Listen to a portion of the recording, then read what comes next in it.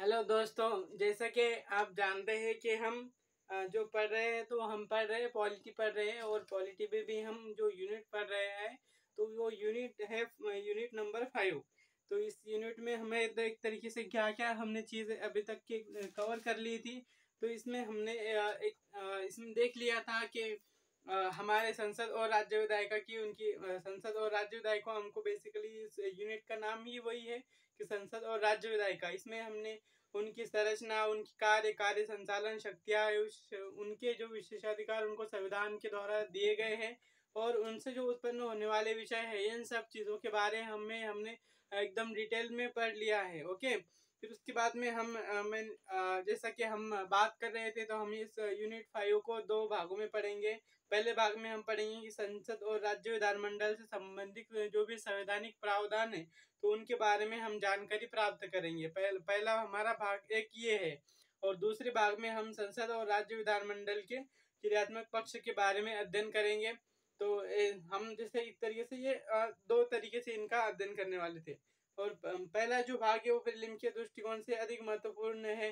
तो जो दूसरा जो भाग है तो मुख्य परीक्षा के जो भी प्रश्न पूछे जाते हैं तो भाग 2 से ही पूछे जाते हैं, किंतु भाग 2 को समझने के लिए हमें पहले भाग को पढ़ना, यानी कि संसद और राज्य विधानमंडल की जो संविधान में जो प्रावधान दिए गए हैं। ओके, फिर उनको एक तरीके से विधायिका से संसदीय प्रावधानों को पढ़ना एक तरीके से हमारे लिए अनिवार्य हो जाता है, राइट। फिर उसके वास्ते फिर उसके आगे हमने देखिए एक तरीके हमने देखे थे कि जिस तरीके से गांव के स्तर पर ग्राम सभा होती है, उसी तरीके से हमारे जो देश है, हमारा जो भारत देश है इंडिया, उसको उसके जो संघ मिलाकर है तो उनको संघ मिलाकर एक तरीके से संसद कार्य करती है। जिस तरीके से गांव के लिए ग्राम सभा बुलाई जाती है, बैठती है, गांव के जो भी महत्वपूर्ण निर्णय लेना होते हैं तो एक तरीके से ग्राम सभा के द्वारा लिए जाते हैं।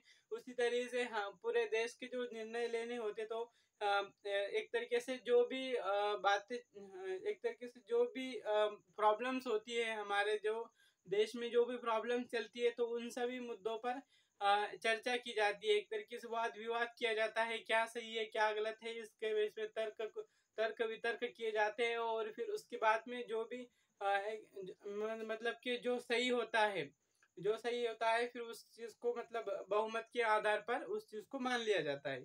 फिर संविधान में भारत की व्यवस्थापिका संसद की संज्ञा दी गई है।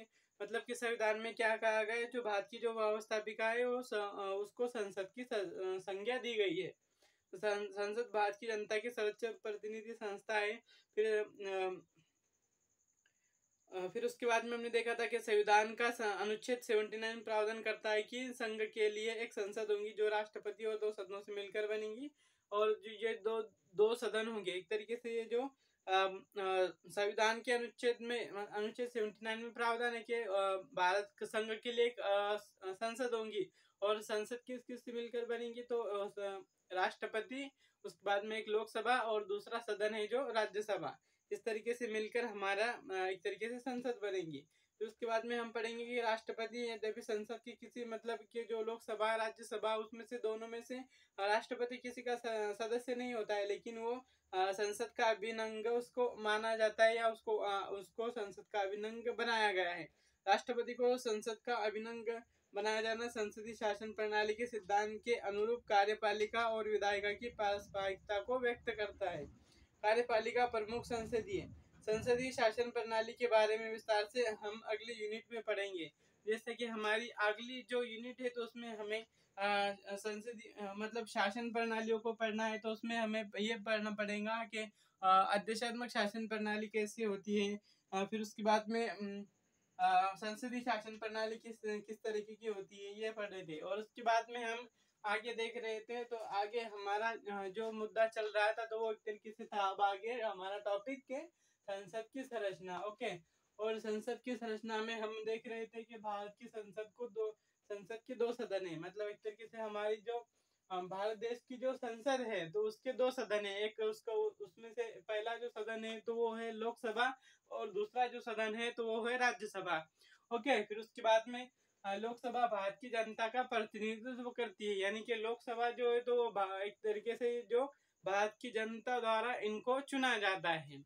ओके, फिर उसके बाद में अर्थात लोकसभा के सदस्य जनता द्वारा प्रत्यक्ष रूप से चुने जाते हैं। लोकसभा का जनता द्वारा प्रत्यक्ष रूप से चुना जाना लोकतंत्र की मूलभूत अवधारणा के अनुकूल है। मतलब एक तरीके से लोकसभा का ये इनको हम आमचाल हमारी जो मतलब बोलचाल की भाषा में हम जो एमएलए जिनको कह देते हैं ना, तो वो एक तरीके से मतलब लोकसभा के सदस्य होते हैं। ओके, फिर इसके आगे हम देख रहे थे कि इनको प्रत्यक्ष रूप से चुना जाना एक तरीके से लोकतंत्र की मूलभूत अवधारणा के अनुकूल है। ओके, फिर उसके बाद में अनुकूल है, जबकि राज्यसभा, यहाँ से आगे कंटिन्यू करते हैं हम, जबकि राज्यसभा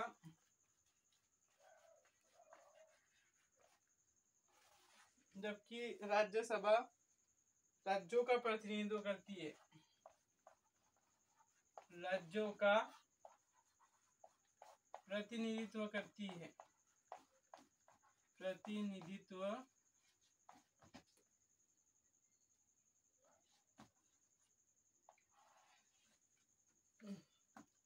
लोकसभा ये, जबकि राज्यसभा राज्यों का प्रतिनिधित्व करती है।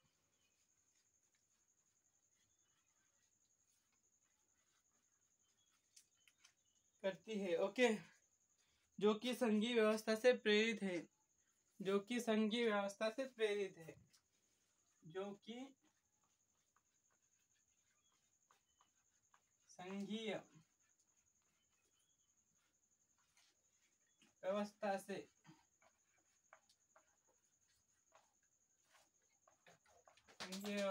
प्रेरित है,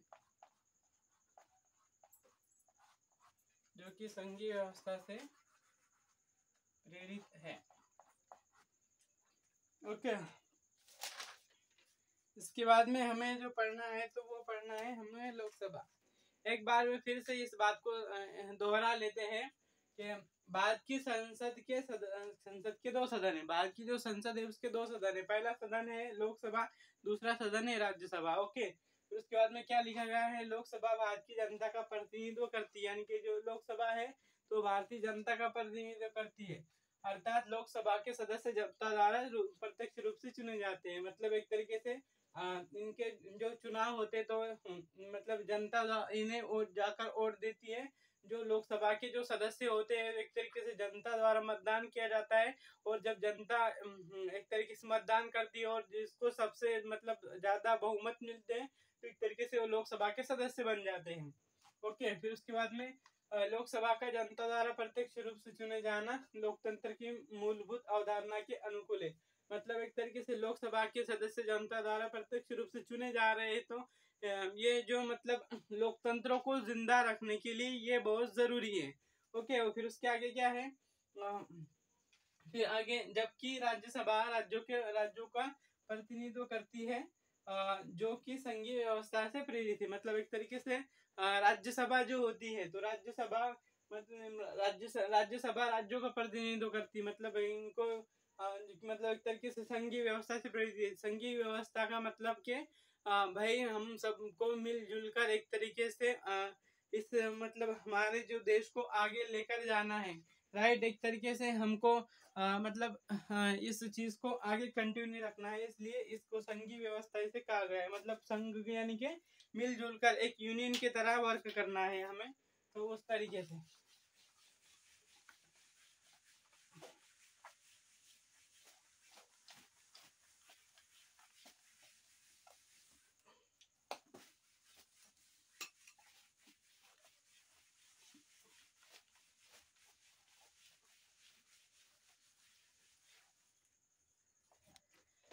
इसके बाद में हमारा जो टॉपिक है तो वो है हमारा टॉपिक लोकसभा।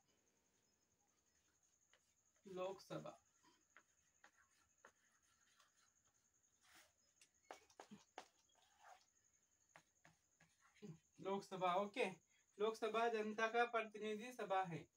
लोकसभा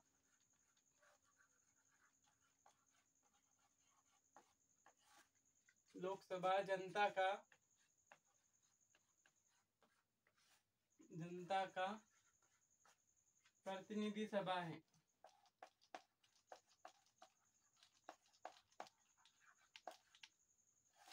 प्रतिनिधि सभा है। इसे भारत की संसद का प्रथम सदन, लोक सदन अथवा निम्न सदन भी कहा जाता है। इसे भारत की संसद का, इसे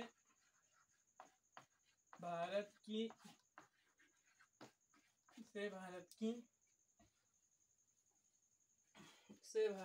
संसद का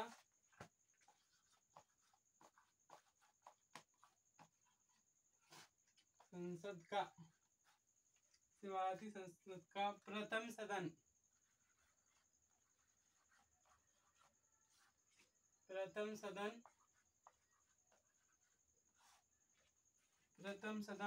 लोक सदन अथवा निम्न सदन, प्रथम सदन, लोक सदन, प्रथम सदन, लोक सदन अथवा निम्न सदन कहा जाता है। अथवा निम्न सदन कहा जाता है। निम्न सदन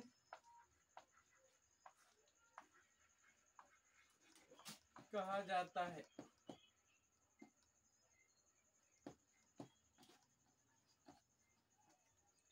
इसे लोकसभा का मतलब के आज की एक तरीके से हमारी जो शुरुआत हो रही है तो वो यही शुरुआत हो रही है हमारी के हमें पढ़ना है आज लोकसभा। ओके, लोकसभा पढ़ना है तो लोकसभा जनता का प्रतिनिधि सभा है। मतलब लोकसभा एक तरीके से जनता में से जो प्रतिनिधि मतलब जो उम्मीदवार या प्रतिनिधि चुनाव के लिए खड़े होते हैं उनमें से मतलब कुछ को बहुमत मिलता है तो एक तरीके से वो जनता के प्रतिनिधि बन जाते हैं, राइट। और जिनको मतलब एक तरीके से मत कम मिलते हैं तो वो एक तरीके से इस एक प्रतिनिधि के दौड़ में से मतलब बाहर हो जाते हैं। तो जो बहुमत से चुनकर आते हैं तो एक तरीके से जनता का प्रतिनिधि, मतलब जनता का प्रतिनिधि किस तरीके से भाई हमारे देश में एक तरीके से माना जाता है कि 140 करोड़ की आबादी है। ओके, और फिर अभी समझो किसी मुद्दे पे अगर हमें मतलब किसी मुद्दे पर अगर इस जनता की राय लेनी है तो मतलब हम ऐसे नहीं कर सकते कि हर व्यक्ति से जाकर पूछे कि भाई बताइए आपकी इस बारे में क्या राय है। इस तरीके से हम नहीं कर सकते। तो इसके लिए मतलब ये लोकसभा का जो सदन होता है तो इसमें मतलब जनता की जो प्रतिनिधि मतलब जो प्रतिनिधि खड़े होते हैं, जनता उनको मत देती है और मत देकर उनको एक तरीके से चुनाव जाती है कि भाई हम सब मिलकर तो ऐसे मतलब कि संसद में जाकर किसी मुद्दे पर बातचीत या चर्चा नहीं कर सकते। उसके लिए मतलब कि भाई हम तुमको चुन कर भेजे रहे हैं, मतलब जैसे हम मतलब 10 लाख 20 लाख में से एक व्यक्ति को चुनकर भेजा जाता है तो एक तरीके से वो मतलब कि फिर इस वजह से जनता का प्रतिनिधि को कहा जाता है। फिर इसे भारत के संसद का प्रथम सदन लोक सदन अथवा निम्न सदन कहा जाता है। मतलब इसे एक तरीके से भारत का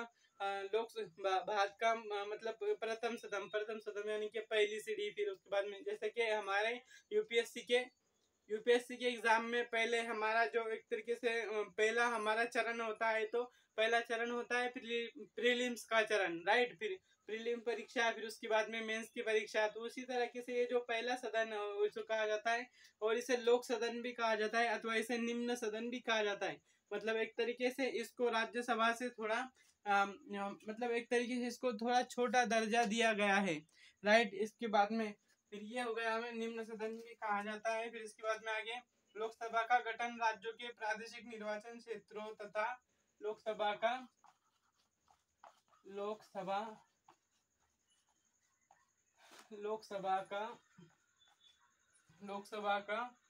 गठन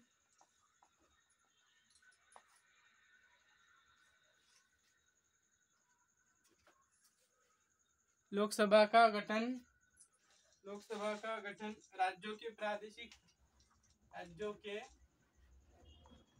राज्यों के प्रादेशिक